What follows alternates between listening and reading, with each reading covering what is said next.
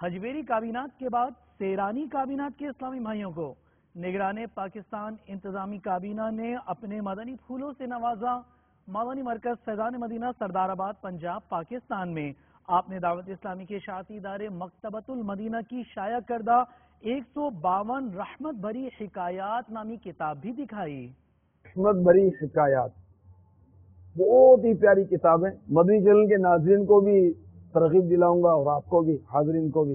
سیرانی کابینات کے ماشاءاللہ ہمارے ذمہ داران تشریف لائے ہوئے ہیں، اور یہ مطالعہ اور علم دین کے معاملات 12 مدنی کام، یہ تو ہمارے مستقل کام ہیں، تو کرنے ہی کرنے ہیں۔ 92 بزرگوں کے مختصر حالات، ان کے فرامین اور ان کی مغفرت کے واقعات، یعنی کہ ان کا انتقال ہوا تو کس نے خواب میں دیکھا تو مغفرت کی وجہ پوچھی، انہوں نے کہا کہ میری مغفرت ہو گئی، پوچھے کس وجہ سے؟ اب جو انہوں نے اعمال بتائے وہ اس میں لکھے ہوئے۔ اتنی پیاری کتاب ہے، امیر اہل سنت بہت اس کی ترغیب دلاتے ہیں۔ 111 کتابوں کی مدد سے مرتب کی گئی ہے یہ 111 کتابوں کا عطر اس کے اندر موجود ہے۔ تو جو بھی اسلام بھائی یہاں موجود ہیں اور مدنی چینل کے ناظرین، اس کتاب کو لیں، اس کو پڑھیں۔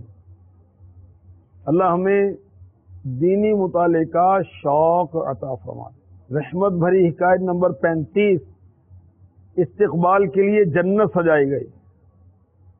ایسے بزرگ بھی تھے تو ان کے استقبال کے لیے، ان کا انتقال ہوا، دنیا سے گئے تو ان کے استقبال کے لیے جنت سجائی گئی۔ بزرگ کے بارے میں لکھا ہے کہ ان کی مغفرت کا سبب کثرت گریہ و زاری بنا، روتے بہت تھے، تو یہی خوف خدا کی وجہ سے بہت روتے تھے، تو یہی ان کی مغفرت کا سبب بن گیا۔ ورلی کتاب پڑھنے والی ہے، اللہ ہمیں نصیب فرما دے۔